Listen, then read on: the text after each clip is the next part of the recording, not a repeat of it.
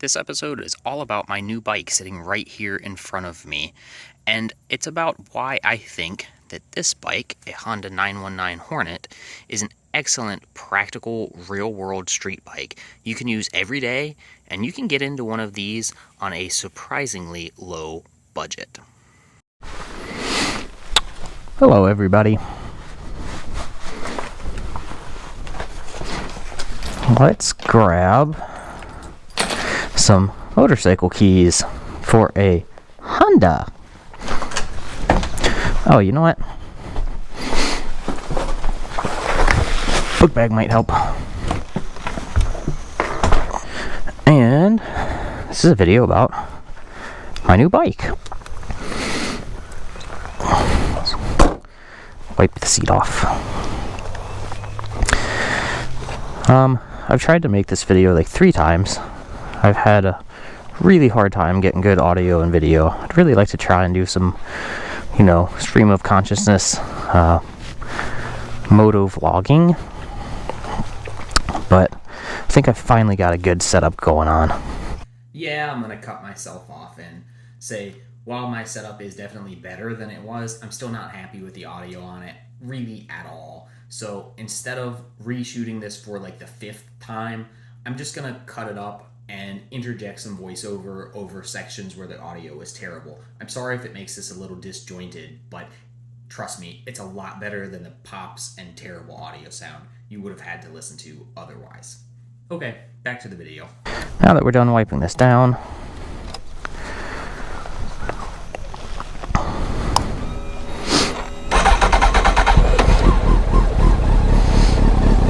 we'll start it up. And as you can see, it's got a pretty good dent here on the tank. The stator cover was messed up when I got it. Clutch cover and this side of the engine, kind of fixed all of that. I'll put some pictures up on the screen. And I'm gonna fix the tank and turn this into actually a fairly nice bike. This isn't gonna be like a full-on restoration by any stretch of the imagination, but this should end up being a pretty nice bike when I'm done with it. So I'm actually doing something I've never done on this channel before, which is a fit check. Here I am in all of my glory. I'm 5'6", maybe 5'7" on a good day, weigh about 145 pounds, fairly slender build. And you can see I cannot flat foot this bike. I'm up on my tippy toes and I don't really have a bend in my leg at all. However, it's not that bad. If you just lean the bike over a little bit from one side to the other, you can flat foot it with one foot. And this position right here is how I stop. Left foot down, right foot on the brakes. It's really not that bad. I just bring it up that if you are like me, coming from lower seat height bikes and lower bikes, cruiser styles, this will be a big adjustment if you are short, but don't be afraid. It's not that bad. So, how did I get this bike and kind of what are my plans for it? Well, if you've watched my channel for a while, you know that back in, I think it was November, I had a 1984 Crown Victoria that I drove to Virginia and met a guy off of Instagram named Jeff and traded it to him for a 1967 Ford LTD. And long story short, that makes this a free bike. Let me explain. I paid $1,400 for the Crown Vic. I put $500 worth of parts into it and a weekend or Saturday or whatever of my own time fixing it up. And I traded Jeff for the LTD, and I received $2,000 cash as part of that trade. So basically, the cash covered everything I had in the car, and then I still got a car out of the deal. And if you watched my LTD videos, you know that car was pretty rough. It needed a lot of work. And so I ended up just trading it for this. So I have zero money in this, if that makes sense. Follow my project car, project bike math. And right here is where the audio really starts going awry. So voiceover mostly from here on out.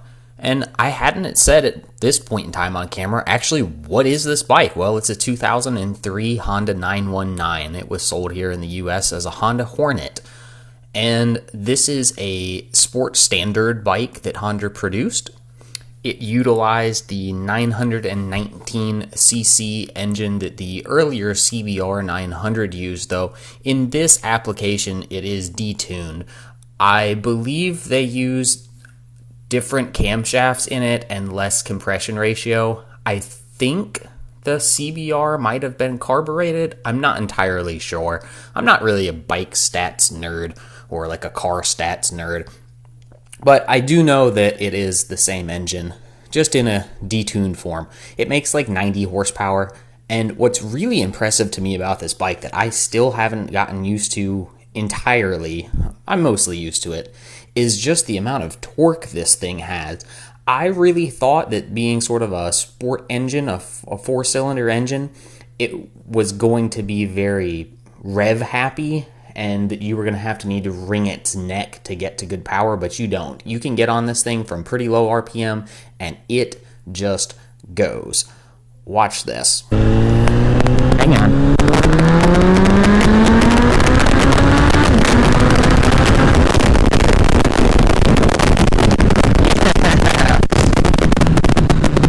That'll wake you up in the morning. But it's got great bottom end, and the power to me I think is really linear. It doesn't have this huge like top end surge like a 600 might have. I think I'm in fourth gear right now at 45 miles an hour at 3,500 RPMs. I just kind of can go part throttle.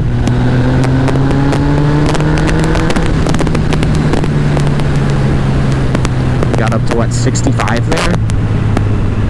And I think that characterizes the power of this engine very well. It's accessible, useful, real-world power.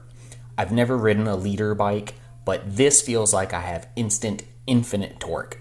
I realize I don't. There's 200 horsepower bikes out there, for crying out loud, but this thing just feels great, and like you can use it without killing yourself.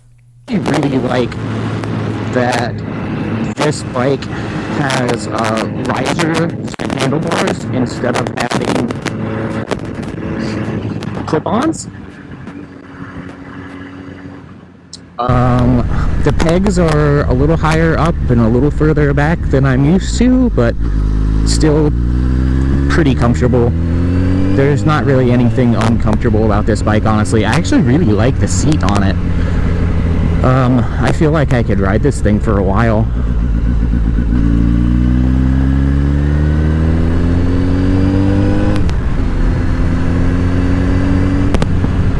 And even just putzing around the neighborhood like this, trying to go real easy on the throttle and be, respectful of the fact that we're in a neighborhood and there's probably some people that are still asleep because it's like 7:45 in the morning. This is still fun to ride. I mean, it's a motorcycle. Any motorcycle is fun, but goes around curves really nicely. It has adjustable suspension on the front. I haven't messed with that at all.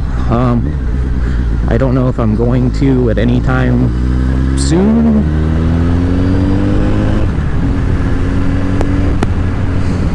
Seems okay to me. I really don't know enough about that. But the point being is that you can loaf along. I'm at 2,500 RPM right now. You can just loaf along at really light throttle and slow speeds on this bike. It's totally fine.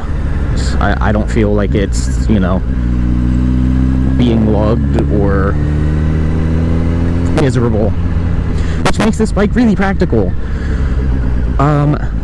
This is something I could see myself owning for a really long time and not outgrowing.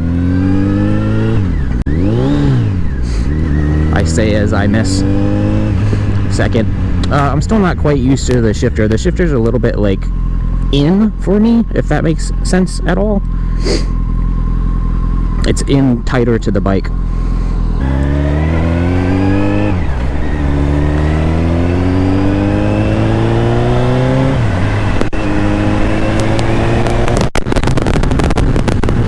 I've gotten used to the shifter since then. I only had about 250 miles on the bike when I was making this video, and I've put about another 200 miles on the bike since then.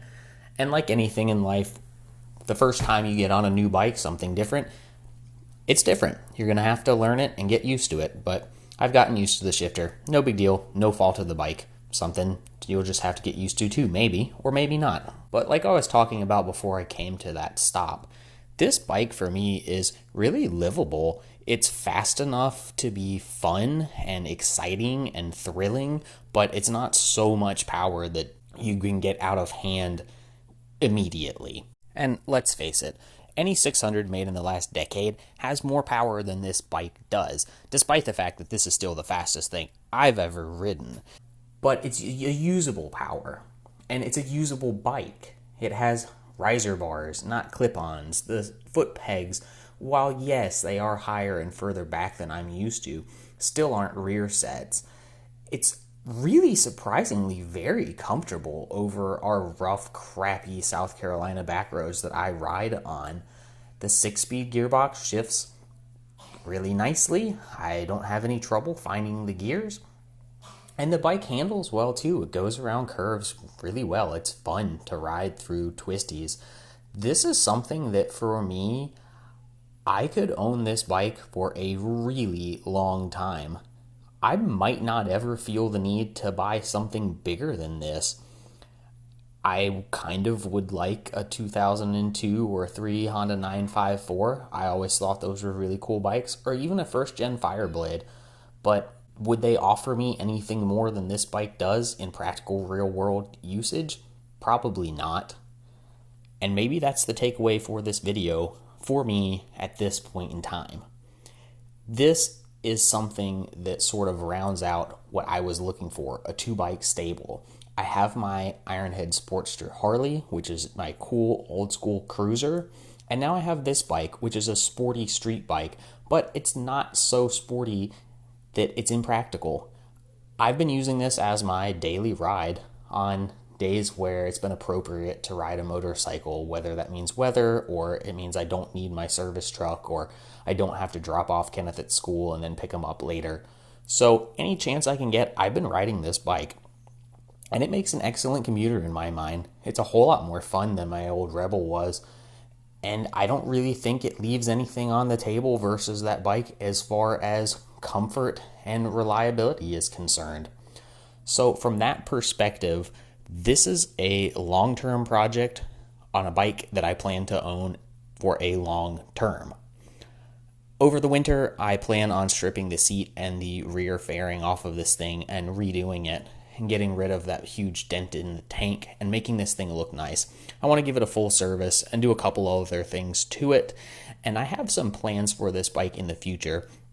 It already has been converted to single exhaust. I believe someone just cut the factory pipe and welded on that Akropovich can. It sounds good. Unfortunately, it's been dented at one point in time when this bike was laid down, but I would like to do a few things to this, and those will all be stuff for future episodes. I'm not going to go crazy with this bike, but I might do some stuff like put a power commander on it. I need to rebuild the front shocks. I believe the right one has a little bit of a leak on the fork tube. I might upgrade the rear shock too while I'm at it, but those are all things I'm going to try and knock out over the winter and hopefully turn this thing into a pretty nice example of a bike that I think Honda really hit a home run on. This is something that if you want a sporty bike, but you don't want to go full boy racer, pretend like you're riding MotoGP, you want something that's still comfortable and useful, it checks all the boxes, and you can get into one of these for only a couple $1,000s. This bike only has 8,000 miles on it. Well, it's closer to 9 now that I've been riding it around so much, but point being, I traded a car that was worth maybe like $1,500 for this thing. Yeah, it's dented and kind of an ugly duckling right now, but I probably won't have more than a few $1,000s total, including the trade value of the car, into this bike by the time I'm done with it. And I think that makes these bikes excellent value for the money. If you're looking for something sporty but totally usable and on a budget, look no further. Obviously, I haven't ridden every bike under the sun, but I don't think you can go wrong with a Honda Hornet.